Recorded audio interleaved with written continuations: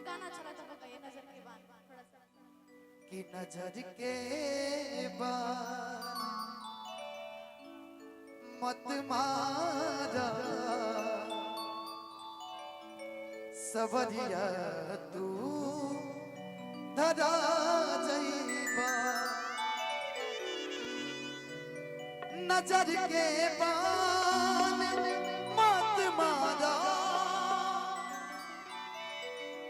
सवरिया तू धरा जइबा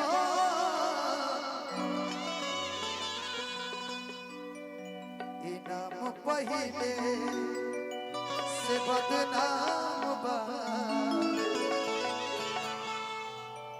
औरी बदनाम कदा जइबा।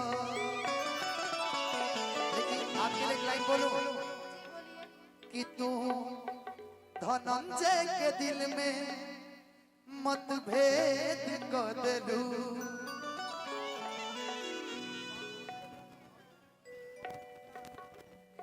संदीप चाचा जी के भतीजा संदीप जी सुनिए ना कि तू धनंजय के दिल में मतभेद कर देलू कि जवना थरिया में खैलू ओह में छेद कर देलू। हमकी गायक मौका मिली मिली काहे ना मिले गई ना जगह उधर दीजिए मिली ना काहे ना मिली सब मिली मिली काहे ना। आइए तब से हम देख रहे हैं आप हमारे लिए बड़ी बेकरार हैं आई लव यू टू अरे सुनिए आप हमको आई लव यू बोलते जमाना लिखा कुछ और ही मेरी फ्रेंड हो तुम आई लव यू ये अपने में आई लव यू बोलता लो भाई। हाय जवनिया भइल दारू हाय नहीं ये हमारे तो कुछ और ही लागत है बेरा। सुनिए इधर आइए मुआ दे बेजा मुआ दे हाय जवनिया भइल दारू अच्छा केहू पिए वाला जवनिया भइले दारू केहू पिए वाला बागा। जवनिया भइल दारू केहू पिए वाला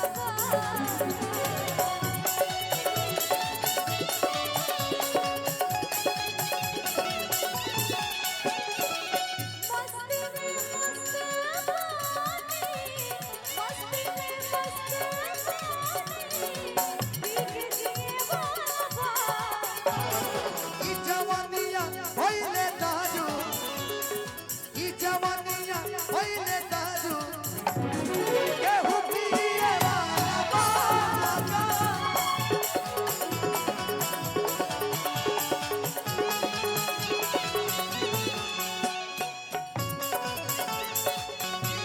ए राजा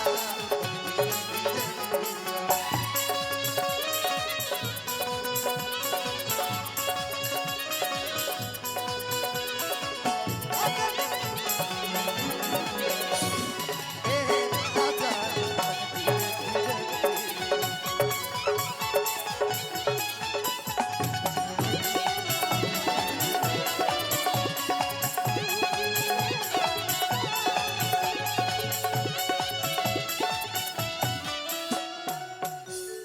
रुक जाइए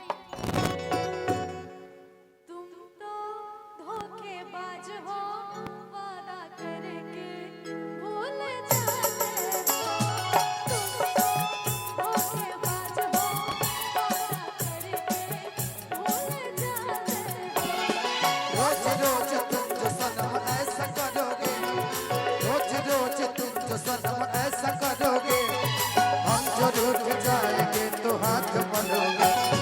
तुम भी बड़ी चालाक हो मुस्कुरा के दिल जला दे।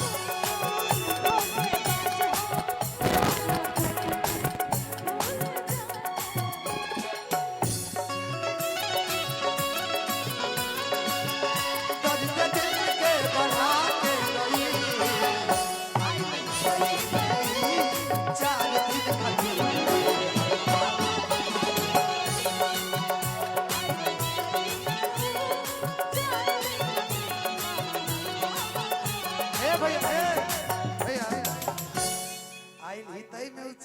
में दिहाल मचा के गई कि गांव के सुखड़िया के रहली ई साली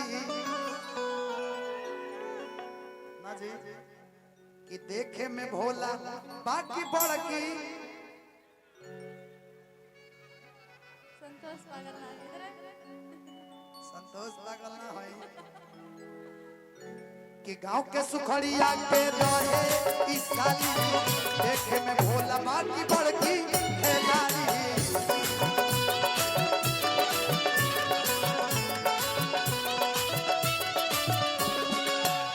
रोग ऐसन धारा के गई साजा टोला हिला के गई।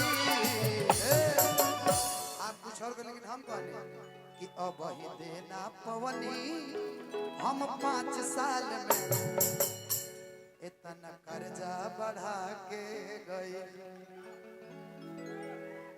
कि आई नहीं तई में 4 दिन खातिर बाकी बचा के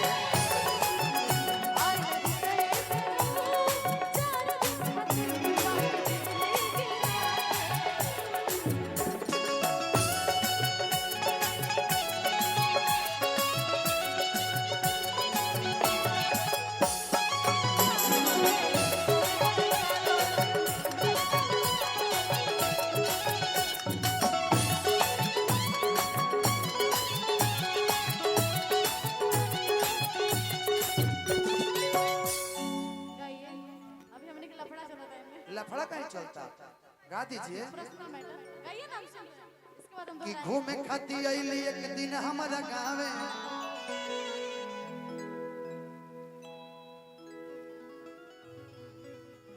कि हंसी हंसी बात हमसे लगली करे